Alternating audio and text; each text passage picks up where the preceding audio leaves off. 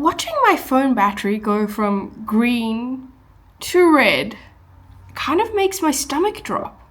It's just a number, but that battery percentage, it feels like a countdown. The lower it gets, the more I start thinking, what if it dies and I can't pay? I can't message.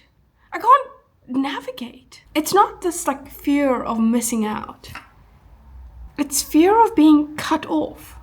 And I can't help but wonder, when did running out of charge on my phone almost feel like this life-threatening, running out of oxygen feeling? Today, I'm going to explore this topic, and if you find it interesting, or it happens to you, come along for the journey.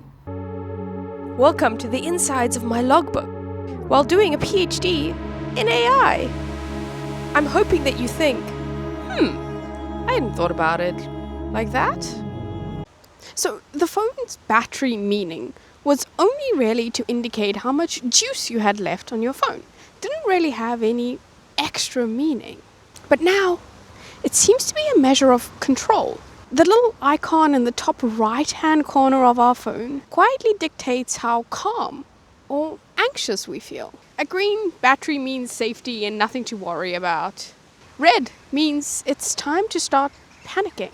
We plug in at cafes, at airports, in buses, in trains, even at random strangers' houses. It's kind of like modern survival rituals that everyone just understands. It's funny, we used to worry about getting lost. Now we worry about being unplugged.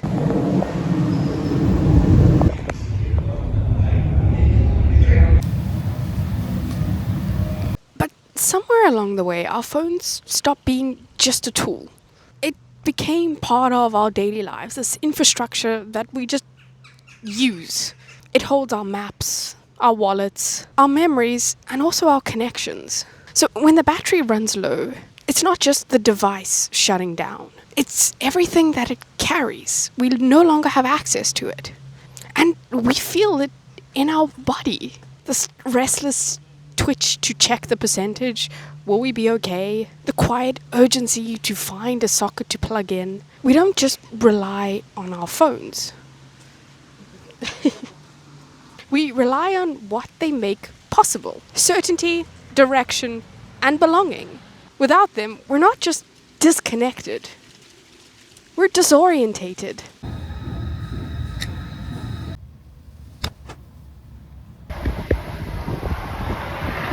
There's something unsettling, though, to realize how fragile that dependence is.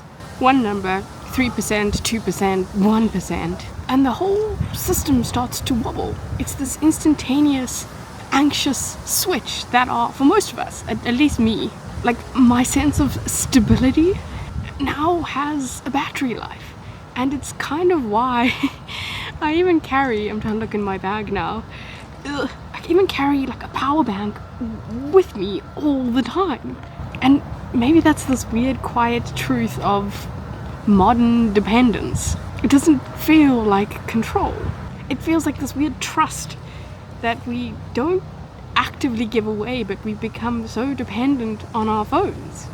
A phone doesn't just store our data, it stores our confidence. I can't tell you how and which bus I would get to get somewhere without my phone. It's kind of crazy. And I actually don't even have my physical cards with me. So if I needed to buy something in an emergency or whatever, I don't have cash, nor do I carry my phone. Now I'm kind of thinking that I really am living life on the edge.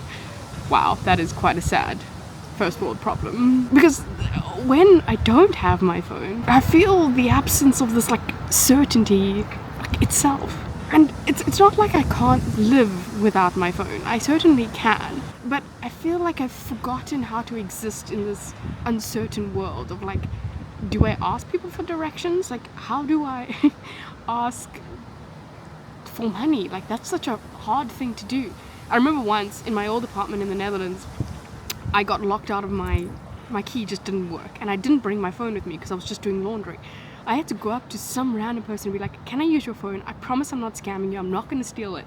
I just need to call. And he's like, what number? And I was like, I actually have no idea. So it was a very weird interaction. Obviously, at the end, I didn't even think he helped me. I had to go find someone else. It was just made life a lot more, yeah.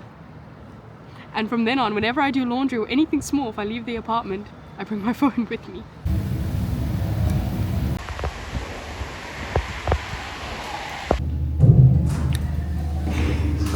So maybe the goal isn't to quit our phones or actually feel guilty for them. I think we know that. We can't exist without these things. They're actually helping us in the modern world. But maybe it is to notice what actually happens in the inside when we see it go from green to red and we see that number decreasing. We all intuitively know how long our phone actually lasts. And I think it might be adding to this angst that we feel in the world. Just another data point, I guess, to this anxious society we find ourselves in. And maybe this is a controllable one. The tension, the discomfort, the anxiousness, they're all information for us to process. And maybe a cause, or one of the causes, is our phones and the reliance we have on them. And this tells us how much of our calm depends on something external to ourselves. And I think that's where we can start. And it's not by unplugging, but remembering that power that we have doesn't just come from the wall into our phones. And I feel like we are all... It's this common thing between most people that exist in the world with a phone that I feel like we'd figure out a way to charge our phones no matter what. It's this common courtesy thing that people will help you with. It's a weird shift in society, but hey, my phone is dead, can I charge it a little bit? People will definitely help. And now with these new iPhones, I don't know if it happens in Samsungs. My iPhone is too old, oh my gosh. But you can charge your phone from someone else's phone. And maybe this is like a new type of just being kind to another person. I don't know.